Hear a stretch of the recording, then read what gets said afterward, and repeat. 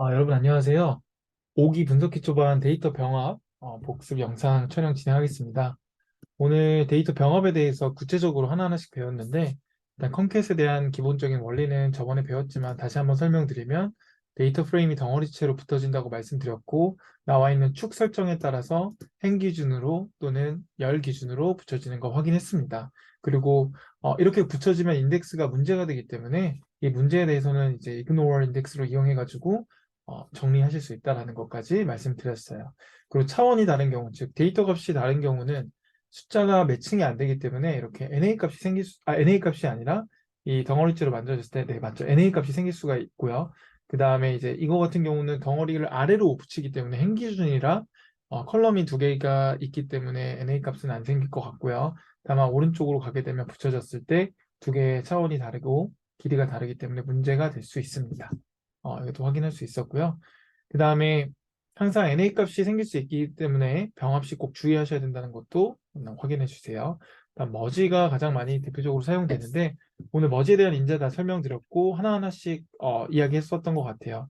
데이터 프레임을 만들어서 이걸 기준으로 온인자를 사용하면 교집합 개념으로 붙여진다고 했고 다른 컬럼을 쓰게 되면 안 되겠죠.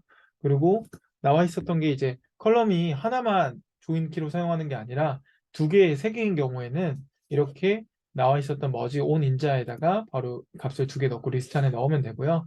공통 칼럼이 다르다는 거는 아까 말씀드렸지만 이 A, B 이렇게 나와 있는 공통 칼럼이 있었는데 만약에 그러니까 공통 컬럼의 값이 다르게 되면 공통된 값으로만 가져오기 때문에 나와 있는 것처럼 컬럼이 같더라도 거기에 해당되는 이 두 개의 값이 같아야지만 1, 5, 2, 6이죠. 1, 5, 2, 6. 네. 이 두 개가 같아야지만 가지고 오는 거 확인할 수 있었습니다. 그래서 컬럼도 동일해야 되고 컬럼의 값도 동일해야 된다는 거 우리가 확인할 수 있었습니다. 그리고 이제 레프트나 라이트 온 같은 경우는 이 두 개의 컬럼의 이름이 다를 경우에는 같은 값이지만 컬럼이 다를 때 왼쪽에 있는 거는 A 컬럼 사용하고 오른쪽에 있는 B 컬럼 사용해서 두 개를 합치겠다라고 생각을 하시면 될 것 같아요. 그래서 실제적으로 이렇게 사용할 수 있고 이것도 결국에는 두 개 컬럼을 이용해서 레프트, 라이트 만들 수 있었다고 했는데 중요한 건 중복된 컬럼이 하나 또 생겨진다는 게 이슈였었죠. 그죠? 인덱스 기준은 한마디로 어, 하나의 컬럼을 인덱스로 넣어버린 다음에 얘랑 매칭을 하는 거예요. 그래서 잘 아셔야 될 게 1, 2, 3, 4이기 때문에 1, 2, 3, 4와 매핑이 되는 게 같이 합쳐지게 됩니다. 그래서 여러분도 아시겠지만 1, 2, 3, 4 기준으로 봤을 때는 D랑 E가 매칭이 되는 거 확인했고 인덱스가 풀리죠. 이렇게 확인된 걸 알 수 있을 것 같고 2를 기준으로 하게 되면 오른쪽에 2도 붙여지는데 그러면 1, 2, 3만 나오게 되고 나머지는 이렇게 정리가 된다는 거 여러분도 한번 확인해 보시고 실제 예시로 코드 만들어 보시면서 write on에 대한 내용을 바꿔보세요. 그러면 이제 여러분도 어느 정도 원리에 대해서 좀 이해를 하실 수 있으니까 이거는 예시로 한번 만들어서 확인해 보시면 좋을 것 같습니다. 중요한 건 이제 how인데요. how는 실제적으로 가장 많이 사용하고 실제 데이터에서 이제 병합할 때 inner, 즉 교집합 개념으로 많이 사용을 합니다.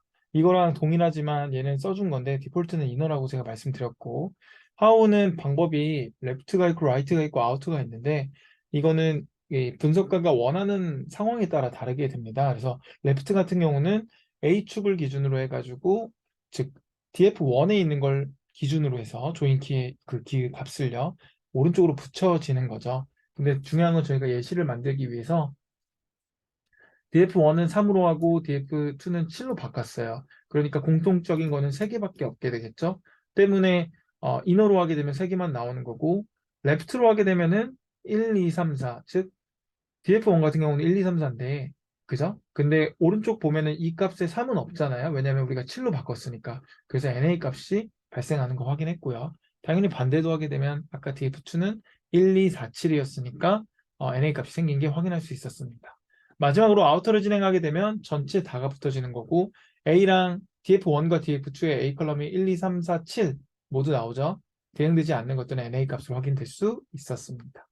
오늘 필수 과제는 제가 뱅크와 뱅크 추가 데이터, 뱅크 어디셔널 데이터가 있는데 이 데이터를 가지고 여러분들이 떤 컬럼을 그 프라이머리 키로 사용할지, 조인 키로 사용할지랑 거기에 대해서 머지에 대한 하우 방법을 다 사용해 보셔서 데이터가 어떻게 붙여지는지를 정확히 필수 과제로 잘 정리해 주셨으면 좋겠습니다.